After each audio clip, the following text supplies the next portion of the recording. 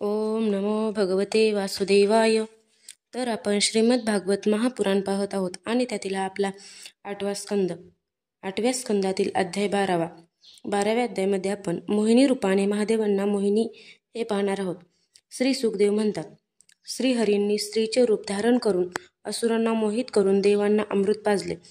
हे ऐकून भगवान शंकर पार्वतीसह नंदीवर बसून समस्त भूतगणांना बरोबर घेऊन जेथे भगवान मधुसूदन होते तेथे त्यांच्या दर्शनासाठी गेले. भगवान श्रीहरींनी मोठ्या प्रेमाने गौरी शंकराचे स्वागत केले. ते सुद्धा स्वस्थपणे बसून भगवंतांचा सन्मान करीत स्मितहास्यपूर्वक म्हणाले. श्री महादेव म्हणाले, देवाधिदेवा, आपण विश्वव्याप्ती जगदीश्वर तसेच जगतस्वरूप आहात. सर्व चराचर पदार्थांचे मूळ कारण ईश्वर आणि आत्मा सुद्धा आपणच आहात. या जगताचे आदी अंत आणि मध्य ज्याच्यापासून होतात, परंतु ज्या अविनाशी स्वरूपाला आदी मध्य आणि अंत नाहीत, त्याच्यामध्ये द्रष्टा दृश्य भोक्ता भोग्य असे भेद नाहीत.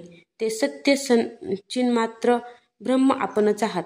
कल्याण इच्छिणारे महात्मे हा लोक आणि परलोक अशा दोहोंची आसक्ती तसेच सर्व कामनांचा त्याग करून आपल्या चरणकमलांचीच आराधना करतात. आपण अमृत स्वरूप सर्व प्राकृत गुणांपासून रहित, लोकांच्या सावलीपासून सुद्धा दूर, स्वतः ब्रह्म आहात, परिपूर्ण ब्रह्म आहात. आपण केवळ आनंद स्वरूप व निर्विकार आहात. आपल्यापासून वेगळे असे काही नाही, परंतु आपण सर्वांपासून वेगळे आहात. आपण विश्वाची उत्पत्ती, स्थिती आणि प्रलयाचे परम कारण आहात.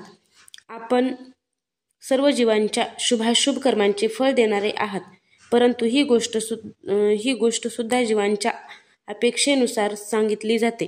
वास्तविक आपण सर्व अपेक्षारहित आहात.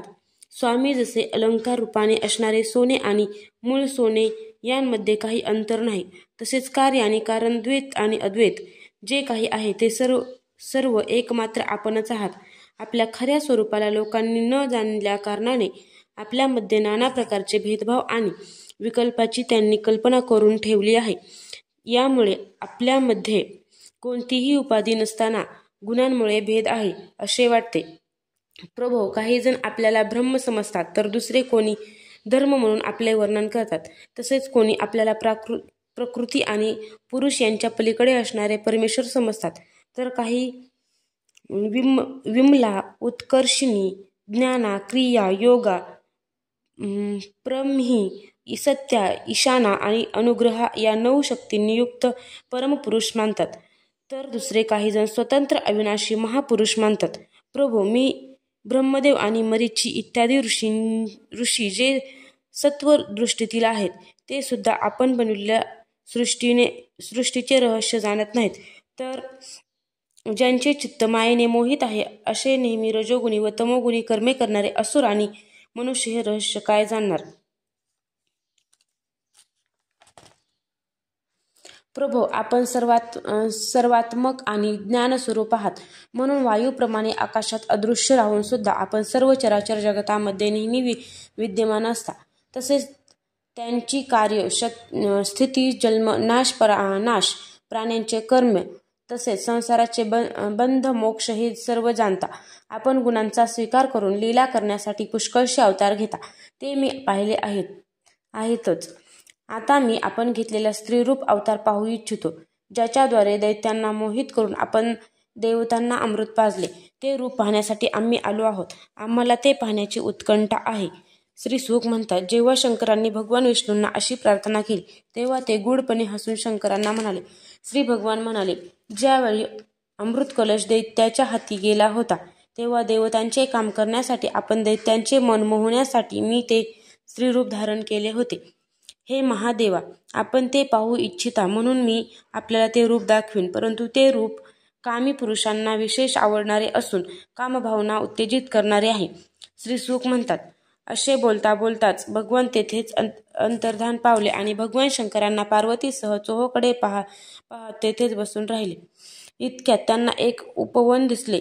त्यामध्ये रंगीबेरंगी फुले आणि लालसर पालवी असलेले वृक्ष होते. त्या उपवनात एक सुंदर स्त्री चेंडू जमिनीवर आपटून खेळत होती. तिने रेशमी पैठणी परिधान केलेली असून तिच्यावर कमरपट्टा शोभत होता. चेंडू जमिनीवर आपटून आणि नंतर उडी मारून पकडल्याने तिचे स्तन आणि त्यावरील हार हलत होते. त्यावेळी वाटत होते की जणू त्यांच्या भाराने मोडू शकणारी बारीक कंबर प्रत्येक पावलागणिक सावरीत ती आपली पालवीसारखी तांबूस सुकुमार पावले टाकीत आहे. उसळणारा चेंडू जेव्हा इकडे तिकडे पडत असे तेव्हा ती झेप घेऊन ती अडवीत असे. त्यामुळे तिचे भिरभिरणारे आकर्षक नेत्र थोडेसे त्रासल्यासारखे होत असत. कानातील कुंडलांचे तेज तिच्या गालावर झगमगत होते आणि काळेभोर केस त्यांच्यावर भुरभुरत होते. त्यामुळे तिचा चेहरा अधिकच शोभत होता. जेव्हा तिची पैठणी ढळत असे आणि वेणीतील केस सुटत असत तेव्हा सुकुमार अशा डाव्या हाताने ती ते सावरीत असे आणि उजव्या हाताने चेंडू जमिनीवर आपटीत असे. अशा रीतीने सर्व जगाला आपल्या लीलेने भुलवीत असे. चेंडूने खेळता खेळता किंचित लाजत स्मित हास्य करून तिरप्या नजरेने तिने शंकराकडे बघितले. अशा लीला पाहताच शिव स्वतःला विसरले. ते मोहिनीकडे निरखून पाहत पाहत तिच्या कटाक्षांनी इतके बेभान झाले की त्यांना स्वतःची शुद्ध राहिली नाही. मग जवळ बसलेल्या पार्वतीचे आणि गणांचे तरी भान कोठून असणार. एकदा मोहिनीच्या हातातून चेंडू उसळी मारून थोडासा लांब गेला. ती सुद्धा त्याच्या पाठीमागे धावली. त्यावेळी शंकर पाहत असतानाच वाऱ्याने तिची सळसळणारी साडी कमरपट्ट्यासह वर उडाली. मोहिनीचे अंग प्रत्यंग अत्यंत सुंदर आणि नयन मनोहर होते. ती जेथे दृष्टी पडेल तेथे मन गुंतत असे. मोहिनी सुद्धा आपल्यावर आसक्त आहे असे वाटून शंकर तिच्याकडे अत्यंत आकर्षित झाले. तिने त्यांचा विवेक हिरावून घेतला. तिच्या हावभावांनी ते कामातुर झाले आणि पार्वती समोर असतानाच लज्जा सोडून ते तिच्या पाठोपाठ गेले. शंकर आपल्याकडे येत असलेले पाहून वस्त्र ढळलेली ती अत्यंत लज्जित झाली. ती एका झाडाआडून दुसऱ्या झाडाआड जाऊन लपत होती आणि हसत होती, परंतु ती एके ठिकाणी थांबत नसे. भगवान शंकराचे मन त्यांच्या अधीन राहिले नाही. ते कामवश झाले. म्हणून हत्ती हत्तीणीच्या पाठीमागे धावत जातो त्याप्रमाणे तिच्या मागे मागे ते धावू लागले. वेगाने धावत जाऊन त्यांनी तिचा पाठलाग केला व तिची वेणी पकडली आणि तिची इच्छा नसतानाही तिला बाहुपाशात पकडले. हत्ती हत्तीणीला आलिंगन देतो तसे भगवान शंकरांनी तिला आलिंगन दिले. इकडे तिकडे सरकून निसटण्याचा तिने प्रयत्न केला तेव्हा तिचे केस विस्कटले. हे राजा, वास्तविक ती सुंदरी म्हणजे भगवंतांनी रचलेली मायाच होती. म्हणून तिने शंकराच्या बहुपाशातून स्वतःला सोडविले आणि ती वेगाने पळून गेली. शंकर सुद्धा त्या अद्भुत कृत्य करणाऱ्या भगवान विष्णूंच्या मागे मागे शत्रू असणाऱ्या कामाने जिंकल्याप्रमाणे धावू लागले. कामुक हत्तीणीच्या मागे धावणाऱ्या मदोन्मत्त हत्तीप्रमाणे ते मोहिनीच्या मागे मागे धावत होते. ते अमोघ वीर्य असूनही तिच्या मागे धावताना त्यांचे स्खलन झाले.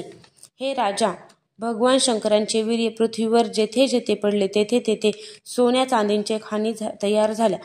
नद्या, सरोवरे, पर्वत, वने, उपवने तसेच जेथे जेथे ऋषी निवास करीत होते तेथे तेथे मोहिनीच्या पाठोपाठ शंकर गेले. हे परीक्षिता, वीर्यपात झाल्यानंतर भगवंताच्या मायेने आपल्याला ठकविल्याचे त्यांच्या लक्षात आले आणि त्यांनी स्वतःला त्या लाजिरवाण्या प्रसंगातून सावरले. यानंतर आत्मस्वरूप सर्वात्मा भगवंतांचा हा महिमा जाणून त्यांना विशेष असे आश्चर्य वाटले नाही, कारण भगवंतांच्या शक्तींचा अंत कोणालाही लागणार आहे. भगवंतांनी पाहिले की भगवान शंकरांना या गोष्टीचा खेद किंवा लज्जा वाटली नाही. तेव्हा ते पुरुष शरीर धारण करून पुन्हा प्रकट झाले आणि मोठ्या प्रसन्नतेने त्यांना म्हणाले. श्री भगवान म्हणाले, हे देवादिदेवा, माझ्या स्त्रीरूपी मायेने पूर्णपणे मोहित होऊन सुद्धा आपण आपल्या मूळ स्वरूपात राहिलात, ही मोठी आनंदाची गोष्ट आहे. माझ्या मायेला अंत नाही. ती अशा काही गोष्टी करते की ज्यांनी आपली इंद्रिये जिंकली नाहीत तो तिच्यात गुंतला की कोणत्याही प्रकारे तिच्यापासून आपली सुटका करून घेऊ शकत नाही. आपणच याला अपवाद आहात. ती ही माझी गुणमय माया आपल्याला कधी मोहित करणार नाही, कारण सृष्टीसाठी योग्य वेळी तिला कार्यरत करणारा काल मीच आहे. म्हणून माझी इच्छा असल्याखेरीज ती रजोगुणी इत्यादींची उत्पत्ती करू शकत नाही. श्री सुख म्हणतात, परीक्षिता, अशा प्रकारे भगवान विष्णूंनी भगवान शंकरांचा गौरव केला. तेव्हा त्यांचा निरोप घेऊन व त्यांना प्रदक्षिणा घालून ते आपल्या गणांसह कैलासाकडे निघून गेले. हे राजा, भगवान शंकरांनी स्तुती करणाऱ्या मोठमोठ्या ऋषींच्या सभेमध्ये पार्वतीला प्रेमाने विष्णू रूपाच्या अंशभूत असणाऱ्या मायेविषयी असे सांगितले. देवी परमपुरुष परमेश्वर भगवान विष्णूंची माया तू पाहिलीस ना. मी सर्व कलांचा स्वामी आणि स्वतंत्र असूनही त्या मायेपुढे हरलो. मग परतंत्र असणाऱ्या सामान्य जीवांची काय कथा. जेव्हा मी 1000 वर्षाच्या समाधीनंतर जागृत झालो होतो तेव्हा तू माझ्याजवळ येऊन विचारले होतेस की मी कोणाची उपासना करीत होतो. हेच साक्षात सनातन पुरुष आहेत. कालाचे सामर्थ्य यांच्यावर चालत नाही की वेद यांचे पूर्ण वर्णन करू शकत नाहीत. श्री शुकाचार्य म्हणतात, प्रिय परीक्षिता, ज्यांनी समुद्र मंथनाच्या वेळी आपल्या पाठीवर मंदराचल धारण केला त्या भगवंतांचा पराक्रम मी तुला सांगितला. जो मनुष्य वारंवार या कथेचे कीर्तन आणि श्रवण करतो त्याचे प्रयत्न कधीही निष्फळ होत नाहीत, कारण पवित्र कीर्ती भगवंताचे गुण आणि लीला यांचे गायन संसारातील सर्व क्लेश नष्ट करणारे आहे. अभक्तांना भगवंताच्या चरणकमलांची प्राप्ती कधीही होऊ शकत नाही. भक्तिभावयुक्त पुरुषांनाच ते प्राप्त होतात. म्हणूनच त्यांनी स्त्रीचे मायामय रूप धारण करून दैत्यांना मोहित केले आणि आपल्या चरणांना शरण असलेल्या देवांना समुद्र मंथनातून निघालेल्या अमृताचे पान करविले. जो कोणी त्यांच्या चरणकमलांना शरण जाईल त्याच्या सर्व कामना ते पूर्ण करतात. त्या प्रभूंच्या चरणकमलांना मी नमस्कार करतो. अध्याय 12 समाप्त.